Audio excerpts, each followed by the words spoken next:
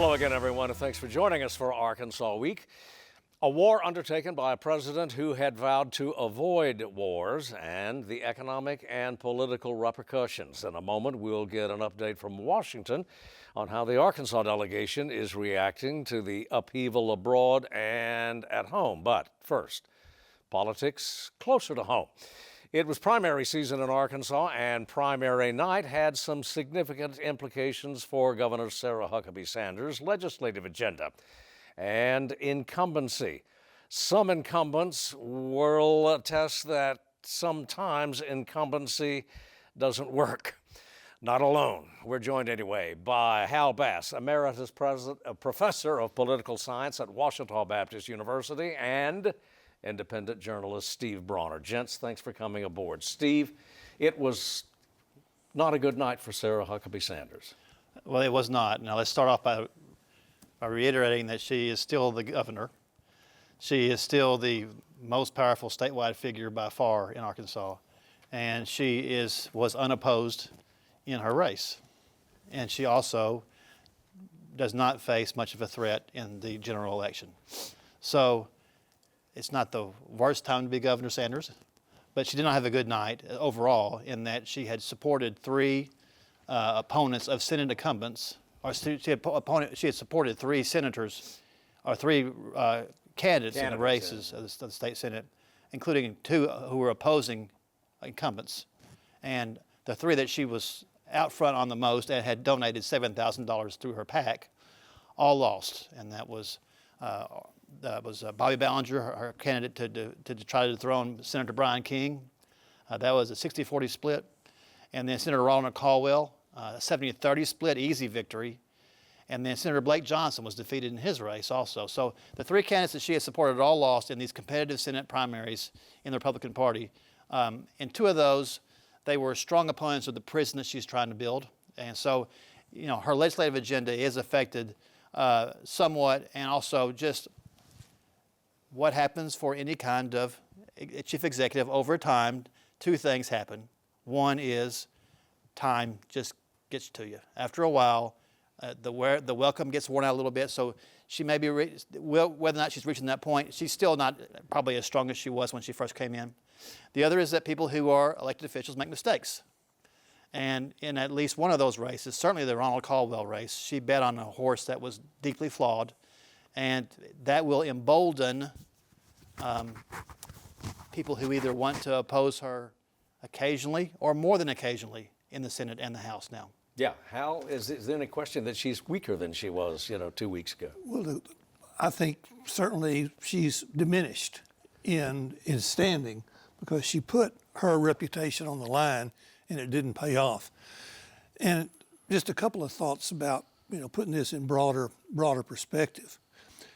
If you look at it nationally, there's not a great record for executives trying to purge fellow party members from legislative positions when primaries are the means of election. The voters have not always responded well. The most conspicuous example is Franklin Roosevelt. He, at the height of his power in 1938, tried this and crashed and burned. Now, I will say that her former boss, President Trump, does seem to have a little bit better record of blocking recalcitrant legislators. A couple of more quick points. Building on what Steve said a minute ago, I think term limits have become a factor as of now.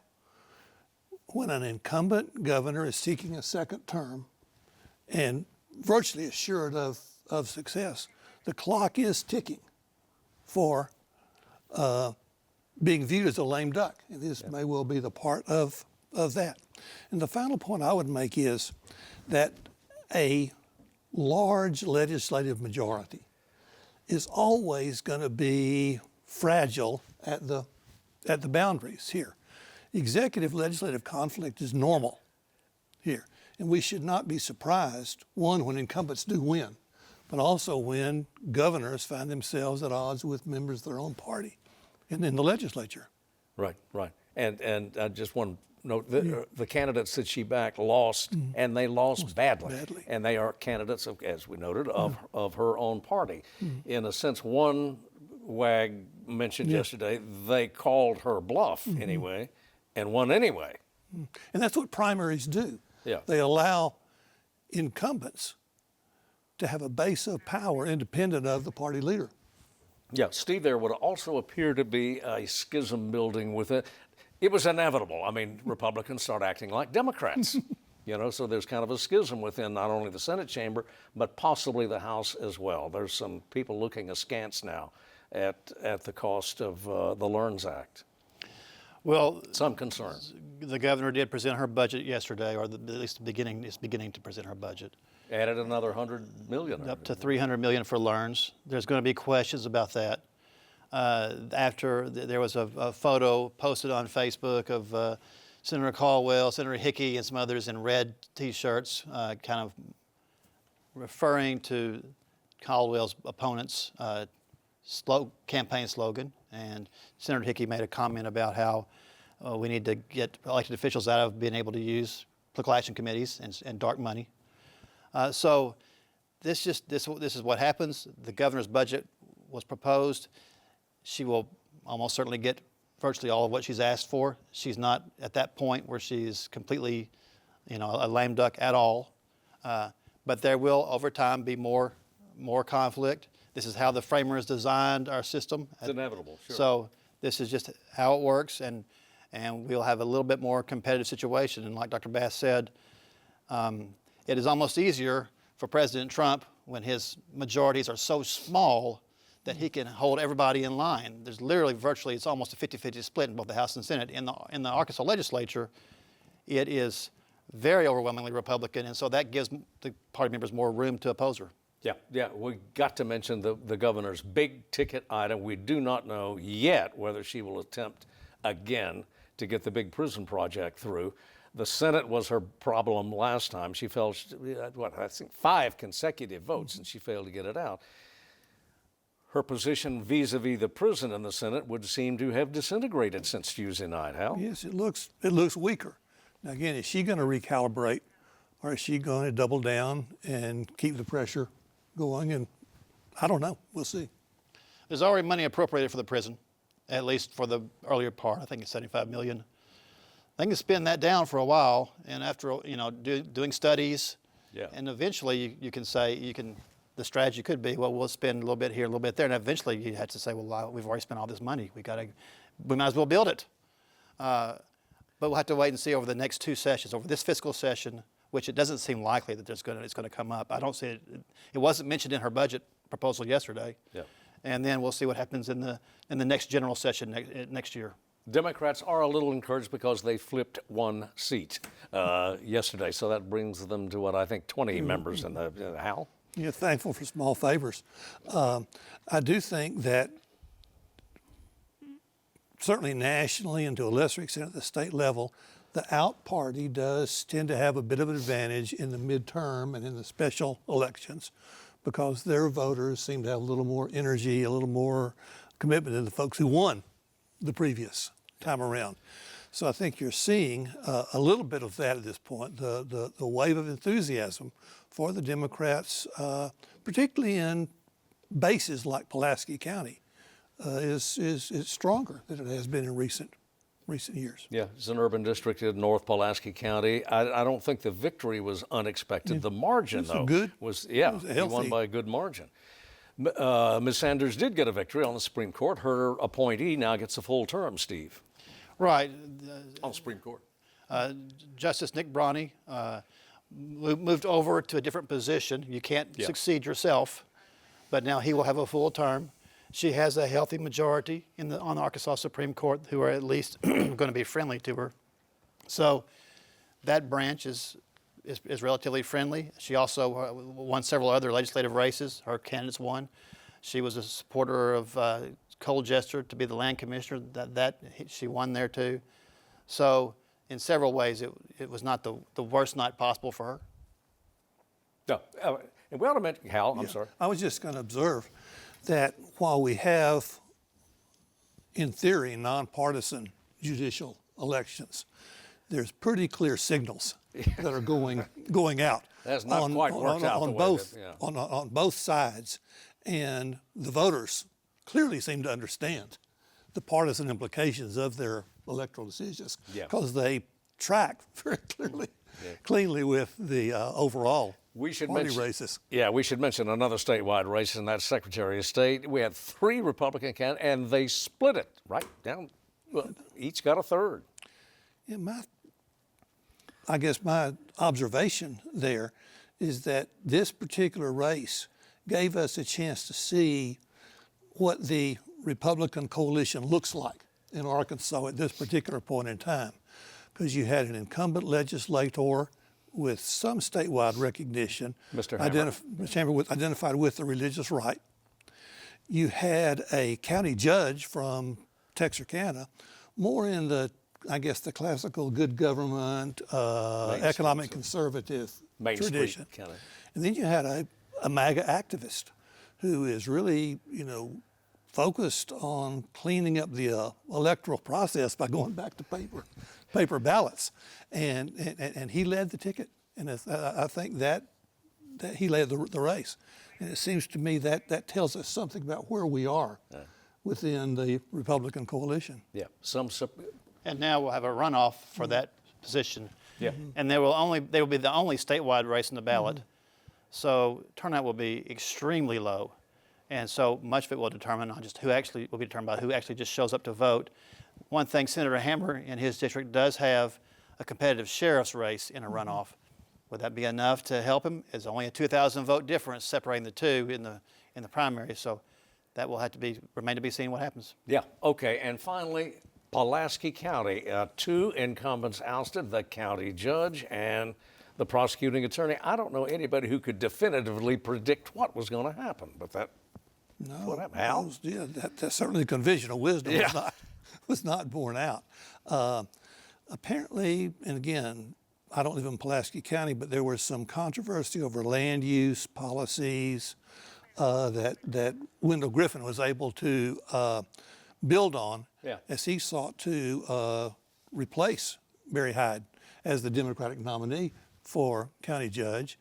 And apparently Hyde didn't generate much campaign energy focusing on getting out the vote.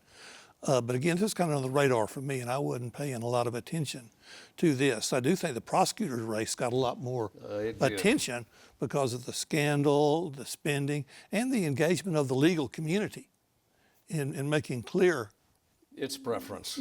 Sure, yeah. Steve, any thoughts?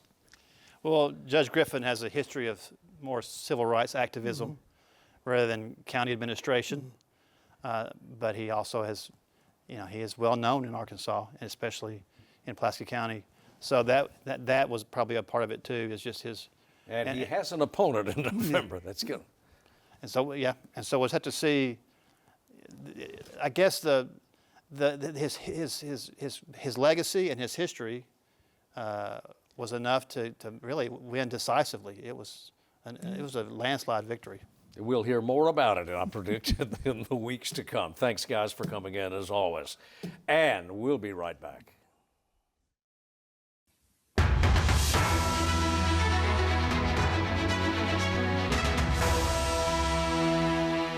And we are back. Tumult at home and abroad, enough to make some local politicians wish that all politics was again local. Suffice it to say that the Arkansas delegation, all 6 Republicans, have their hands full. We're joined now by Alex Thomas, the Washington bureau chief of the Arkansas Democrat-Gazette. As always, Alex, thanks for coming aboard. Thanks for having me, Steve. I guess the place to start is, since we just had a primary, and the marquee race, I think it's fair to say, at least on the federal level, is Cotton Schaffner. That promises to be a barn burner, even though Mr. Cotton still is kind of heavily favored. Right. I think if Las Vegas were to put odds on that race, they would put all the chips towards Cotton, just with how the state has been going more right politically. But also think about this, Steve. A year ago, Hallie Schaffner, who's from the Newport area, was closing down her family farm. Now she's a candidate for U.S. Senate. When I talked to her Tuesday night, it was an emotional conversation. It was a humbling experience for her. That's what she told me, because a year ago, she didn't know what she was going to do. So now comes the challenge of how do you go against Vegas? How do you go against what people think this race is going to end up as to make this race as competitive as possible? And she's going to have her hands full in trying to do that. Well, she obviously had, you know, the Arkansas Democratic establishment, such as remains of it, behind her. I mean, it was an easy 80-20 win for her. So that gives her at least a little momentum. Absolutely. Yeah. Yeah, she's done great on social media, been great on trying to build that outreach. What she needs to do if she wants to make this race competitive is go to those kitchen table issues. What are the average Arkansans talking about right now? And that's not a knock on Senator Cotton and saying he's not doing that, but Senator Cotton's strengths are on things like foreign policy, intelligence. Schaffner has an opportunity to really engage with voters on things they think about day in, day out. And again, she has an agricultural background. With the way that farming is right now in Arkansas, there has to be farmers in the state that feel uneasy about how this crop year is going to end up. In fact, a few of them are in DC this week asking Congress to do more because there's just so much uncertainty right now in the industry. Yeah, you did not say the word, but I think I heard it anyway, and that's affordability. That's the one that's going to be driving in so many races across the country anyway on the Democratic side. Absolutely. That's what Trump and Republicans ran on back in 2024, saying that the Biden administration and congressional Democrats made things unaffordable. And 2 years since the 2024 presidential election cycle, it seems not much has changed. And for a lot of people, it may have even gotten worse. Senator Cotton and Republicans have been touting the One Big Beautiful Bill Act, keeping those tax cuts in place, as well as the tax changes. But will that be enough to convince voters that things are actually heading in the right direction economically? Yeah, Ms. Schaffner recently told a gathering of Democrats, I'm not trying to turn Arkansas blue again. I just want Arkansas to return to normal. Could that, A, what is normal in this day and time, and B, can she pull that off? Will that sell? Well, I think a good comparison to that argument would be someone like John Tester, who was a Democratic senator from Montana. He lost back in 2024, but at the same time, Tester wasn't one of these stereotypical Democratic figures. He was a farmer, blue collar. He understood the lay of the land, like a lot of people want Democrats to understand. Kind of a And Joe Schaffner Manchin really type, wants to yeah. tap into that. Yeah. Exactly. As someone who covered Joe Manchin for a good bit of his career, you know, the good thing about Manchin was that, yes, if you're a Democrat, he was annoying at times to deal with. But at the same time, he could be votes that you needed to get right above that cut line to get legislation done. When we were talking about permitting reform last year and this year, he mentioned, look, I would have been one of the guys who would have backed permitting reform, but now I'm not there. And if Republicans want to get it done, they need to convince more Democrats than just the Joe Manchins out there. And those Joe Manchins in Congress right now are few and far between. Yeah, you mentioned a second ago, you mentioned Ms. Schaffner's ag roots, and certainly that can be important. You know, we have the tariffs and the impact on the soybean market, soybean sales, and the other uncertainties. Now we have even greater uncertainty on petroleum prices. Farmers use a lot of diesel. So that's one more element. That uncertainty that's hanging over the market now would seem to work against the GOP in this season. Is it? Can it? Right. Yeah. And I talked to Representative Crawford yesterday about that, actually. And that was in the frame of the House Agriculture Committee working on a new farm bill, a Farm Bill 2.0.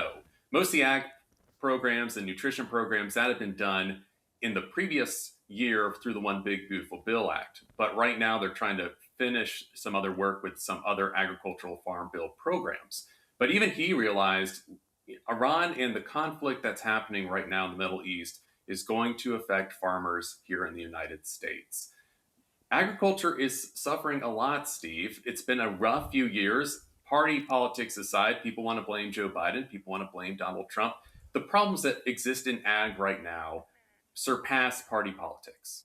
And if we're going to help the agriculture industry, lawmakers have to be willing to put up solutions to help farmers. And that's going to mean compromise, or that's going to mean sticking your neck out a little bit further to help an industry that is very prominent in states like Arkansas. All that said, Mr. Cotton is loaded for bear, as is Senate Republicans across the country. Right. Senator Khan is not, he doesn't have to worry about money anytime soon when it comes to his campaign. I get fundraising emails from him, and even I'm like, dude, you have like $9.7 million cash on hand. You're doing okay right now. And the thing is also, because he has been up here since January of 2013, first in the House and then in the Senate, he has networks, he has people that he works with, he has committees that his committees work with. And so he understands how to run an effective campaign. But as someone on the Republican side of things told me once, you always run like you're 10 points behind. That's very evident right now because the Senate Republicans campaign arm has been going after Schaffner since just about September. They saw her as the nominee. They didn't even look at Ethan Dunbar. They saw her as the person who was going to run against Cotton, and they're doing their best to smite her quick and early in this race.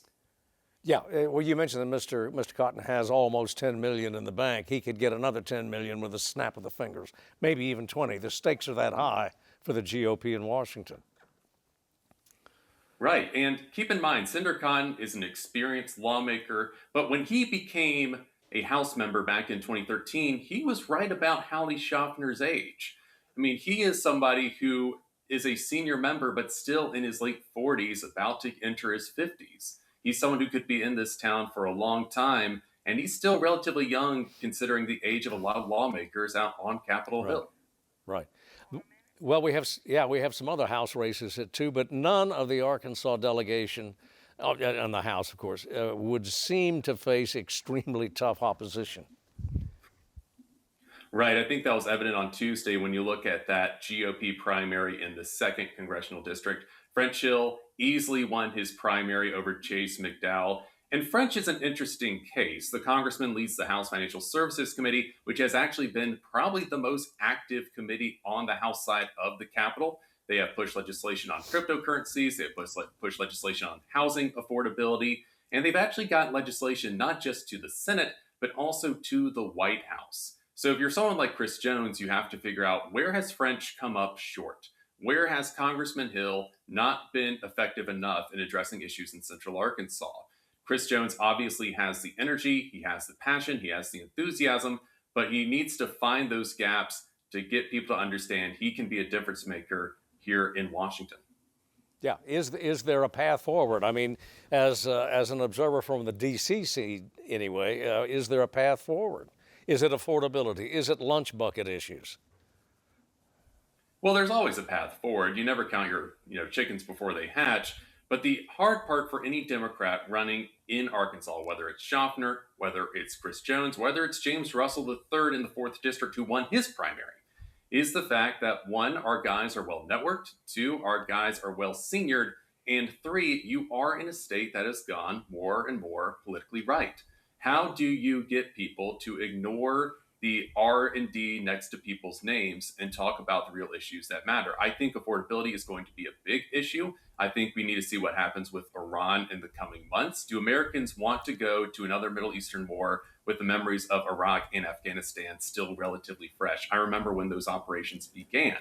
And so those are going to be things we're going to have to watch in the coming months. And if Republicans and Democrats alike can address those issues on the campaign trail and bring out an effective message. Yeah, well, and you mentioned it, and that's the final deal here, and that's that we are again at war. Thus far, from any of the Arkansas 6, I have not heard a discouraging word, at least in terms of the administration.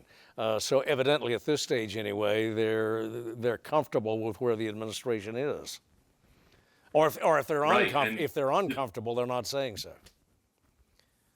Right, and the thing we have to remember here, Steve, is the fact that Senator Khan leads Senate Intel, Representative Crawford leads House Intel. They know things that we don't know. And I'm not saying that because they're acting like they're special or they're acting like they're different.